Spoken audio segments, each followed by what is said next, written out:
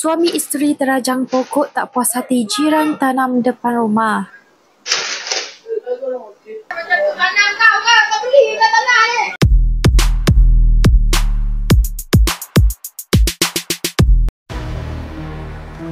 Sepasang suami isteri bersikap kurang ajar selepas menendang dan memusnahkan pokok yang ditanam oleh jiran mereka di hadapan rumah.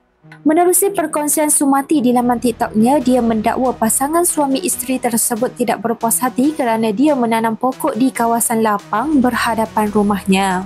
Mereka berkali-kali datang ke rumahnya dan memintanya untuk keluar bagi menyelesaikan masalah tersebut kerana dakwa mereka tanah tersebut bukanlah hak milik peribadi. Namun netizen turut mempersoalkan garaj kereta yang dibina di hadapan rumah mereka memandangkan tanah tersebut adalah hak milik kerajaan dan meminta pemilik video untuk membuat laporan kepada pihak majlis.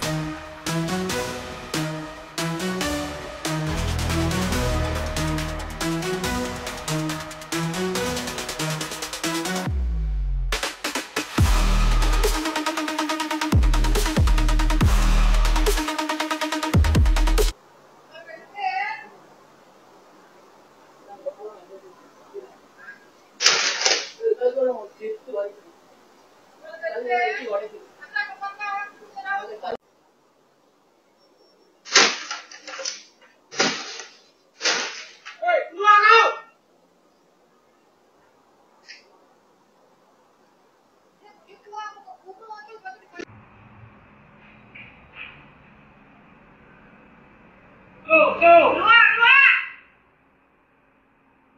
Jangan main buat belakang, keluar! Jangan main-main dengan api ya.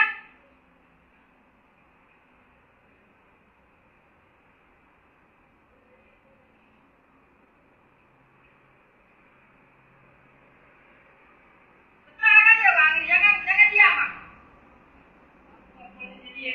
Dan kita tak ada rumah, dia buat kerja. Keluar.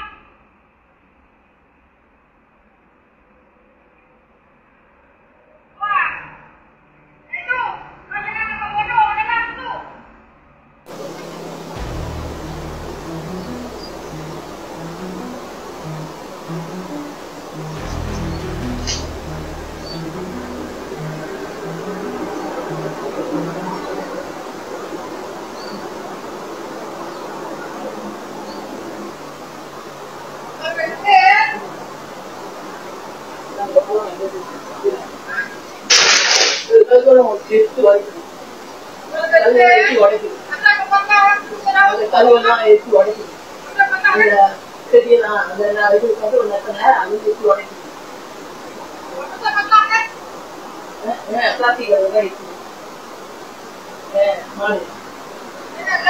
Macam tu tanah kau beli kat tanah ni.